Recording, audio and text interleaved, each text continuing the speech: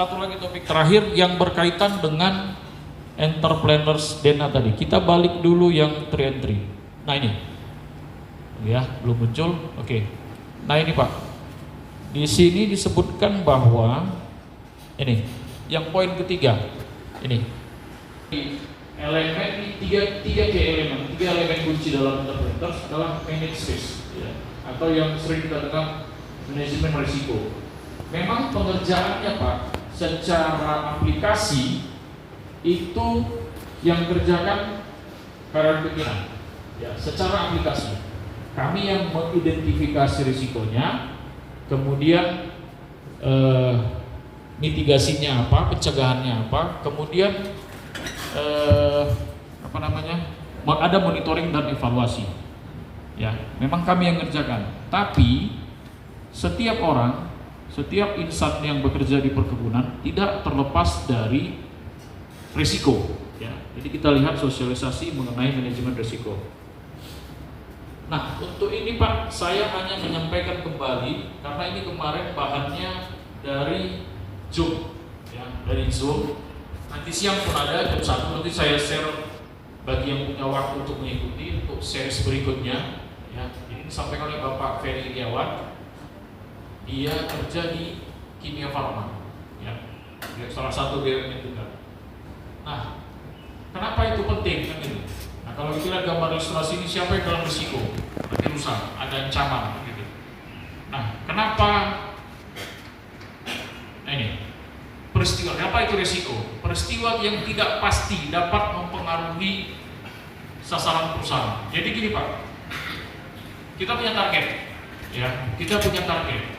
Dan kita harus identifikasi apa risiko yang mencegah target itu tidak tercapai. Contoh, misalnya driver membawa kendaraan tujuan Semanggi, dia akan identifikasi apa risikonya nggak sampai tepat waktu. Ya, mungkin risiko pertama adalah terlambat tapping tol. Maka yang harus dia lakukan sebagai pencegahan adalah mengisi pulsa duluan. Top up dulu di maninya. Kemudian mungkin dia punya risiko BBM tidak cukup, maka dia akan melaksanakan pengisian BBM supaya risiko terlambat ini tidak tercapai. Kemudian risiko di jalan, ugal-ugalan. Nah, mungkin dia akan top up speednya sesuai dengan peraturan 80 km per jam, walaupun itu dalam hayalan. Realisasinya berapa Pak Edi? Ya, hati-hati ya Pak ya. Jadi itu analogi sederhana mengenai manajemen risiko. Jadi ketidakpastian yang dapat mempengaruhi sasaran itu harus kita manage. Kita identifikasi, kita analisa, kemudian kita tetapkan tujuannya, ya, kita nilai tingkat risikonya, kemudian langkah-langkahnya kita kerjakan. Targetnya tadi sampai tepat waktu di PKS Bakti bisa tercapai. Target perusahaannya bisa tercapai. Kira-kira gitu mengenai manajemen risiko. Nah, mengenai risiko banyak. Risiko kredit. Ada yang nggak punya kredit?